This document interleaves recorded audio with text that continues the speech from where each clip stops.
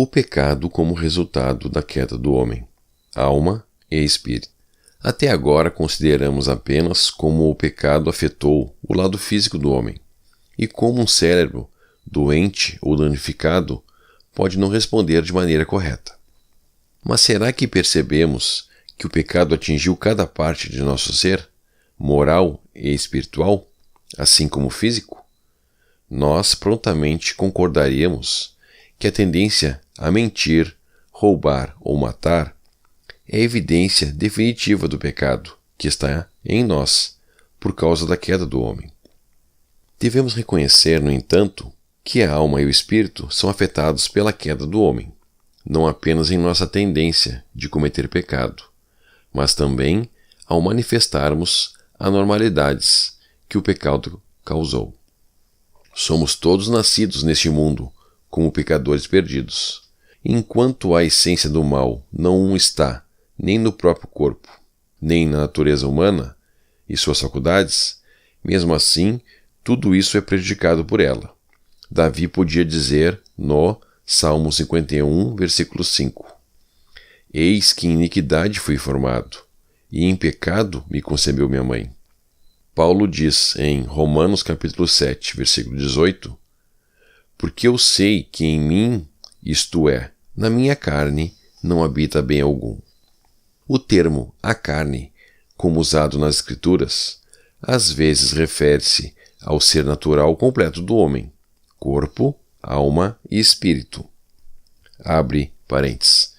Isto é desenvolvido mais plenamente na seção sobre a natureza do homem. Fecha parênteses.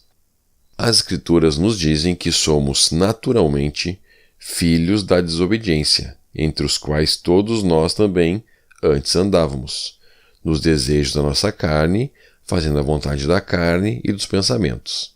Efésios, capítulo 2, versículos 2 e 3. Eu sugeriria que todo o ser humano está incluído nesses versículos. Deste modo, o corpo, abre parênteses, incluindo o cérebro, fecha parênteses, sente o efeito do pecado em seu funcionamento desordenado e em sua deterioração. E a alma e o espírito, com todas as nossas faculdades, foram afetados pelo pecado. Observação.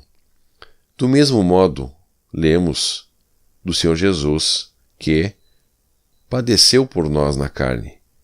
1 Pedro, capítulo 4, versículo 1. Que ele levou ele mesmo em seu corpo os nossos pecados sobre o madeiro. 1 Pedro, capítulo 2, versículo 24. E que a sua alma se pôs por expiação do pecado. Isaías, capítulo 53, versículo 10. Assim como todo o nosso ser esteve envolvido em pecado, assim o Senhor Jesus sofreu em todo o seu ser pelo pecado.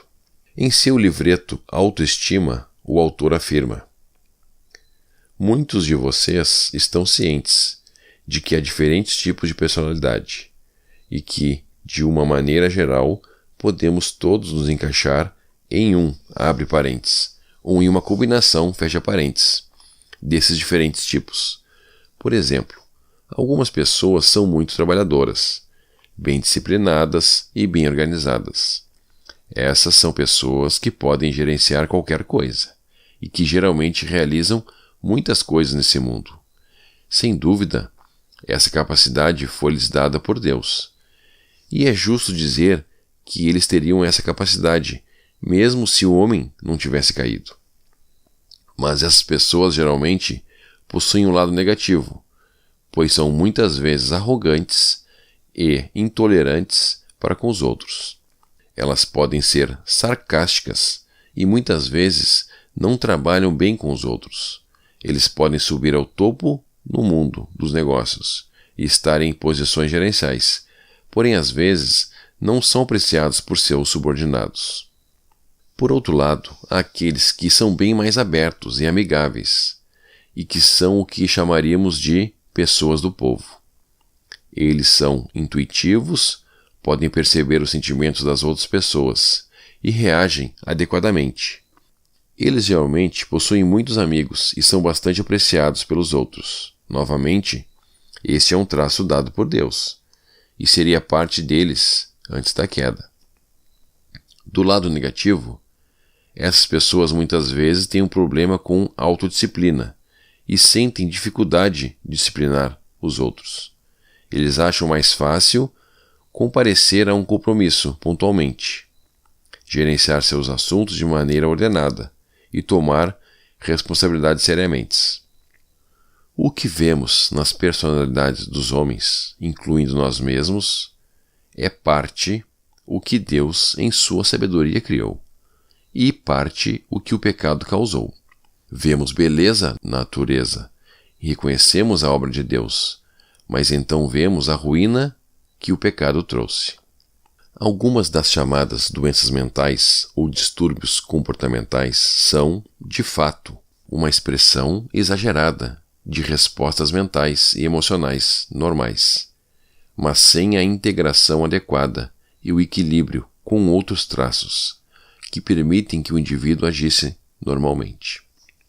Assim como cada tipo de personalidade tem um lado ruim, que é sem dúvida o resultado do pecado, assim também o efeito da queda da alma e do espírito humano contribui para um comportamento anormal, que pode resultar em doença mental. O efeito dos desequilíbrios em nossa composição resulta do que é convencionalmente chamado de personalidade, a combinação de qualidades que tornam o indivíduo único. No entanto, se esses desequilíbrios forem além de um certo ponto, o exagero de uma ou mais tendências resulta em comportamentos anormais, que podem ser considerados doenças mentais. Por exemplo, a imaginação é uma parte importante, útil e interessante da personalidade humana. Mas uma imaginação hiperativa, que não distingue entre fantasia e realidade, pode resultar em ilusões e até mesmo em alucinações.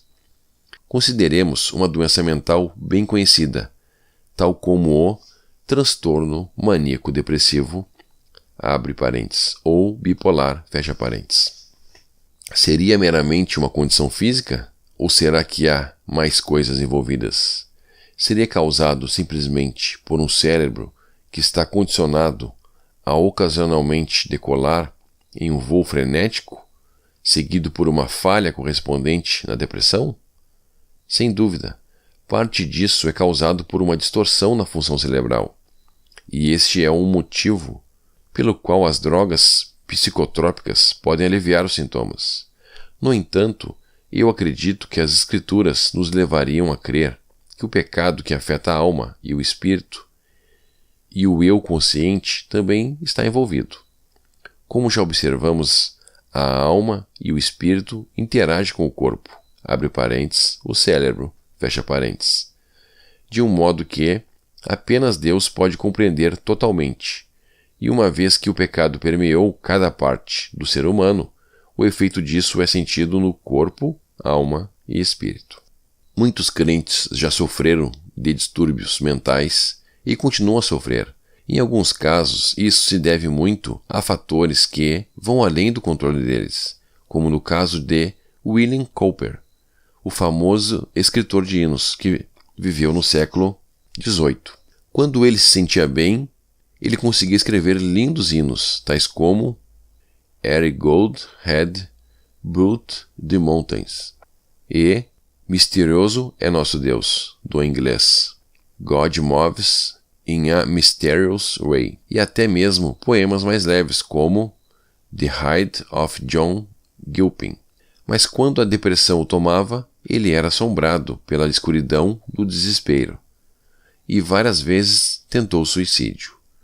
Toda a sua vida ele esteve sujeito aos altos e baixos de sua doença, embora ele visse claramente a plenitude da obra de Cristo para sua salvação. Eu conheci mais de um crente sincero que lutava com a esquizofrenia, com suas ilusões e alucinações. Outros têm que lidar com distúrbios de ansiedade, estando sujeitos a tais coisas como ataques de pânico e fobias, e com angústia mental e física decorrentes. Tendo conhecido alguns desses indivíduos por mais de 25 anos, estou convencido de que os problemas não são nem puramente físicos, nem puramente no campo da alma e espírito. Em vez disso, devemos entender que, assim como o corpo está sujeito a distúrbios e doenças através do pecado, assim a alma e o espírito também são afetados por isso. Além de tudo isso, o pecado também afetou o eu consciente, a essência do próprio indivíduo, que finalmente controla o espírito, alma e corpo. Embora isso possa ser às vezes um problema espiritual, e possa sempre ter uma dimensão espiritual, a própria tendência é o resultado do pecado distorcendo a alma e espírito, assim como o corpo. Muitas vezes, o pecado distorce tanto o físico quanto o não físico, ao mesmo tempo, resultando em uma origem complexa para uma doença mental em particular. Isso nos traz a uma consideração de um segundo aspecto do pecado e suas consequências, a saber, o pecado que permitimos em nossas vidas.